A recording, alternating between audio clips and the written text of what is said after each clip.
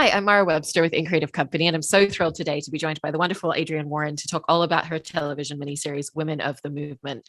And I wanted to start by asking you a lot about your research and initial character development, because for this, in playing Mamie, it's not just about researching and understanding her as a character and as a real person, but also really researching the specific time period and the cultural movement that her and her son instigated and inspired at the time. And so what was the initial inroad of research for you in really starting to uncover who she was as a character for screen and how you wanted to capture playing her? Right. Well, first, thank you for having me. Um, I wanted to be a part of Women of the Movement because I didn't know enough about Emmett Till and I didn't know enough about Mamie Till Mobley. I grew up learning about what happened to them because my father was a history teacher. And so, in knowing that what her decision to show his body, that was a catalyst for the civil rights movement. I knew so much about the civil rights movement. I knew so much about our leaders, but that moment was so pivotal for so many people and for an entire community that I wanted to be a part of it, because if I didn't know enough about it, how many other people didn't know enough about Mamie and Emmett? And it's also something where through the show, it's not just about, that catalytic moment, but it's also about who her and her son were before that. And I thought there's such a beautiful exploration of the relationship that they had with one another. Like I watched a clip where she was talking about him and she was just talking about the laughter that they had with one another. And I feel like you and Cedric Joe, who plays Emmett in the show, just really captured that joy and that closeness that really came from the fact that it was just the two of them. She was raising him as a single parent as well. And so what were some of the important aspects for you to really bring forth in that relationship and make sure that people saw that side as well? Yeah, it was about bringing forth their life, their light. I think one thing that MJ Serrar, our writer and creator, she what she did so beautifully is she presented this piece so that every family could see their family within this family. If you're a mom, you can see yourself in Mamie. You could see your son in Emmett, no matter who you are, no matter the color of your skin.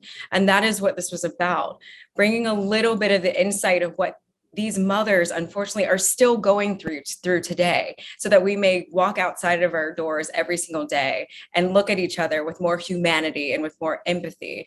And by doing so, by just showing their life, what it's like to be at a dinner table with that family, what it's like to see that young boy outside with his friends singing under a street light. Those are the beautiful moments that we have in life in general. It's not about a Black family, it's about a family. And that was so important to us. And I think MJ did a phenomenal job at doing that.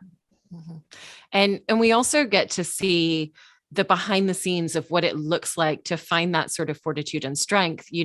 This isn't someone who was looking for the public spotlight and was looking to step into activism. It was life circumstances that led her down that path.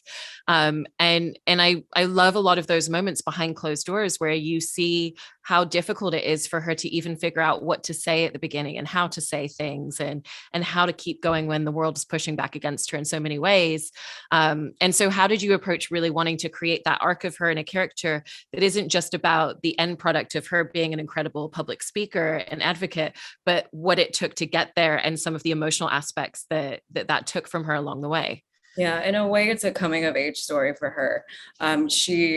One thing we learn specifically about a lot about women and women of color is that we're always described as superheroes. Like but you never actually get to see the journey of how we get our capes, is what I always say with this character and with this person, may I say. And Mamie specifically, one thing that touched me so much about her when I learned about her during this moment in her life is how young she was. She was 33 years old. I was 33 while playing her. And I found that so remarkable because I think when things happen in our lives, we oftentimes are waiting for someone to stand up for us, to speak for us, to fight for us. And what Mamie shows us is that we actually have that within ourselves, but it takes time, it takes dedication, it takes love, it takes passion. And each of us has the strength to stand up for ourselves and to stand up for those that we love. And that was so, so important, and to show in this show, in this series, as well as it was really, really inspiring for me personally as a young woman as well. And because everything that she's doing, it's all grounded back and all rooted back to just this immense love that she has for her son. I really love the moments where we get to see her still seeing him. You know, he's all of a sudden sitting watching TV, or she looks out the window and sees him there. And it's that moment of feeling his presence. When you were reading those scenes, how did you think about the tonality of those moments? Because it's something that's really bringing us inside of her mind, and yet you're also still playing to the realism of the scene in the moment as well. Yeah, I thought it was so beautiful because Emmett is ever present in the scene. Emmett is ever present with her.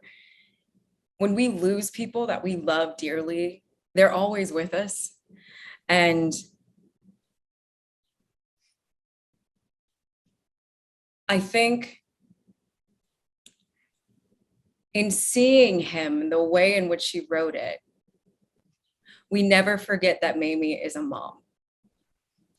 We see her become a superhero, we see her become a warrior, but by seeing Emmett there, you never forget that she's a mom who loves her child, especially as the series goes on and he is being described as a man in the courtroom. It was so important for us to say his name and his age in every episode, because we can never forget that he was a little boy. He was her little boy. And that was the reason she fought so hard. This was a mom that believed that justice would be served. Truthfully and honestly, she thought that she was going to see justice for her young boy, and didn't know that everyone else knew that she wouldn't. And when you know that, then you know that she is someone who is leading with her heart and with her love.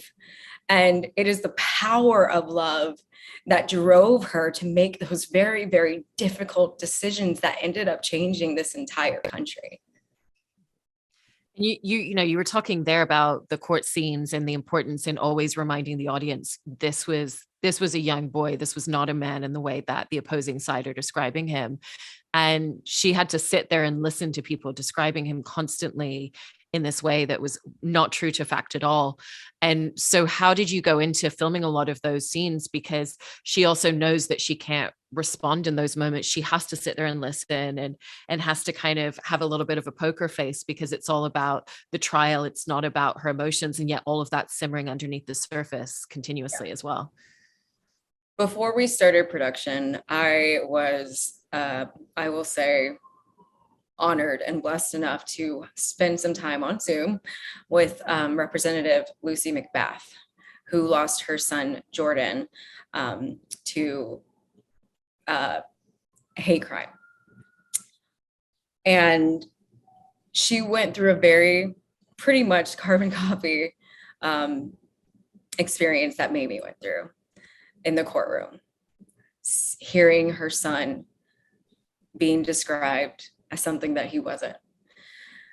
And I asked her, she was lovely enough to give me some of her time. And I asked her, how do you sit there when your baby is being torn apart in that way, when his character is being torn apart and you can't do anything? She says, you sit there and you are quiet and you cannot make a sound. And then you wait for that moment and you release it in private. It's those moments behind closed doors that no one sees. And in this series, it's important that you do see it. And in this series, it was important that we showed both sides of that you saw her in the courtroom doing her best to hold it together. And also, when she goes home, she's allowed to let go and release that rage, that hurt, that pain, because that's what we don't see. And that's why we don't humanize each other, because we don't often get to see each other's pain. And there were moments when shooting Women of the Movement where Yes, I was having to feel what Mamie went through and investigated. But I got to a moment where I couldn't understand her strength, where it actually didn't make sense to me how someone as young as she was, as I'll even go as far as saying as green as she was in her life, for her to have that much courage and that much strength. To this day, I still have issues. I struggle understanding it. I mean, yeah, it's incredibly astounding. And also you're talking there about that idea of the moments where she's holding everything in, and you're doing so in your performance. And at the beginning, when she first hears what's happened to Emmett, there's so much of her holding everything in at that point. You know, she can't allow things to come to the surface. She can't allow herself to kind of process it yet. And then the first moment that we see that breakdown is when the train arrives, and we just see every facet of your body just kind of gives up in that moment. How did you kind of figure out filming a scene like that's such a pivotal moment? It's a moment that people have a familiarity with historically as well. And even just the physicality of that limpness that you have to capture in your body for a moment like that. It is a highly documented moment. And we had pictures posted everywhere. And I studied them almost as a dancer, because it was important for me to capture her body language in that moment. So I started there. And it meant so much to me. It was actually one of the scenes I was the most nervous about, because I really wanted to get it right for her family. Because we see the pain, but we see it in black and white in those pictures, in a lot of the pictures that we see. And there's something hits different when it's in color, when it's something hits extremely different. And I remember I chose this song. I'll keep the song to myself, but I chose one specific song, and I played it over and over and over again. And I remember the night before, oh my gosh, the night before, I heard a train while I was sleeping. And I could only imagine what a mom, and she was pretty ill at this moment. She was so sick and confused and traumatized. And the sound of a train coming down a track. And that was the sound of her baby coming home. And I remember laying in bed that night before we shot the scene that morning, thinking that's where it starts. The moment you hear that train, because that's your baby coming home, and you're not sure how he's going to look. But no matter how he looks, it's still your baby coming home. If you think about it, when you're sick or you fall down and your mom is there to pick you up, it doesn't matter how sick you are, what happens. If you have blood all over the place, your mom is looking at you the same way she always looked at you. And that's my baby. I cleaned her up when she came out of me, and I'm cleaning them up now. You know what I mean? And that's the core of motherhood. And that is the core of her love. So when everybody else saw a monster, she still saw her baby. And I knew in some way I had to find a way to feel both emotions of my baby's coming home and also what happened to my baby. And with that idea as well of how it is all just like that connection to her son, to her baby. One of the other moments where that's really strikingly present is the moment where she's in the room with his body, and just in that moment, you're not delivering lines, you're just taking the time, you're spending time with your son. Was it helpful that was it helpful to know that it was going to be flashing back to some of those scenes and some of those moments of when he was first born? Or was it really just about focusing on that scene in the particular moment? It was actually really about focusing on that scene. I had no idea how they were going to actually edit that scene. And so when I saw it, I mean, I read it in the script, but you never really know what it could work. And then they could be like, it's not going to work. And so when I saw it, I was a mess. But actually, Mamie she made a very detailed documentation of that moment in her life. And I studied that very intensely before we shot that scene. And she said she started at where she started, where her eyes went, where she came back, what she saw, what shocked her, what was going on internally. And that day, that was the first time I was going to be working with the body double that was the body that was created. And I was nervous for that alone, just seeing it. And again, I realized in that moment that I had only seen the pictures in black and white. And so that morning when I saw the pictures, because they showed me pictures first before I walked into the room, I realized, oh my gosh, I've never seen this in color. This is me. This is my brother. This is like my cousin. It feels more human when you see it in color. And so then I knew it was going to be a tough day. And I was so grateful to have the support of my entire cast and our director, Tina Mabry, for that scene, and MJ. But it was documented exactly what she did, and I did my best to portray that.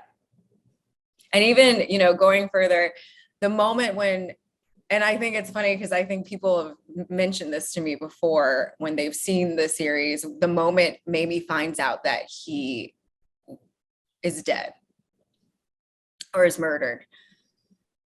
A lot of people have said, why wasn't she crying? Why didn't she do anything? Why didn't she wail? She turned around, grabbed a piece of paper and a pen, a pad, and in her head, she said, I have to get to work. There will be time to cry later. And so she just started asking questions immediately, no emotion. And when I read that, she did that, I was like, oh my goodness, this is like, who is this woman? How does she have this much strength, courage, and focus? Like, just focus for justice. Unbelievable. I mean, hearing you describe like even just the difference between that scene with the body and the moment where the train comes home, those are two incredibly complex emotional scenes, and yet both required such different things from you. And throughout the series, you're really tasked with this very complex portrayal of grief, trauma, and the journey through that. And we get to see this version of her towards the end of the series where she's found a way to move on in a certain way, but also that never goes away from you. That's always, that is part of the fabric of her DNA. She's just kind of found a different path through it at this point. And so what was that like in trying to figure out and understand not only the different emotional complexities and responses at different pivotal moments in the story, but also that kind of gradual arc of, grief never goes away, but you just learn how to put one foot in front of the other day by day and capturing that? These are such great questions, by the way. We shot this series during the pandemic. And I think in that moment, we were all, in a way, just learning how to put one foot in front of the other. There was so much happening, and it's still so much happening in our country and in the world. And there was a lot of uncertainty, I think, that everybody was feeling just in their everyday lives.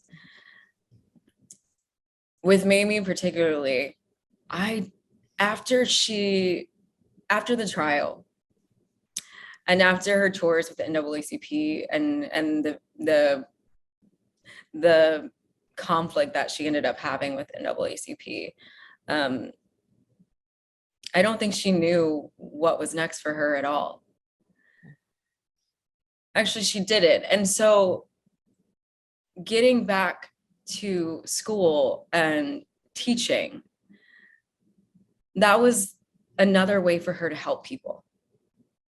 That was another way for her to start conversations and be in a room with young people to help shape the minds of a next generation with all of the wisdom and experience and knowledge that she had after she had gone through everything that she'd gone through.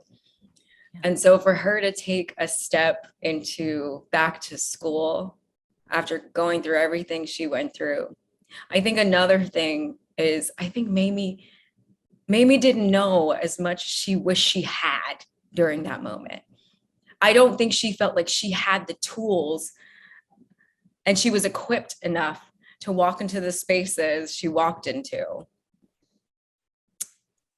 to do what she did. I think she would have had more confidence if she had just been a bit more in tune to what was happening in the world. Mm-hmm. She wasn't. And so I think in a way, this was her way of getting back. I'm going to go to school and I'm going to learn. And then I'm going to teach another generation. And keep talking about my son. And keep talking about justice. And keep talking about how we have to continue to fight for our rights and each other, and keep leading with love. That is one thing that I've met a few of her students, former students, while on the press tour, and their family, Emmett's family and Mamie's family, they were on our press tour with us as well. And one thing I always heard is she always led with love, and she forgave those men who murdered her son.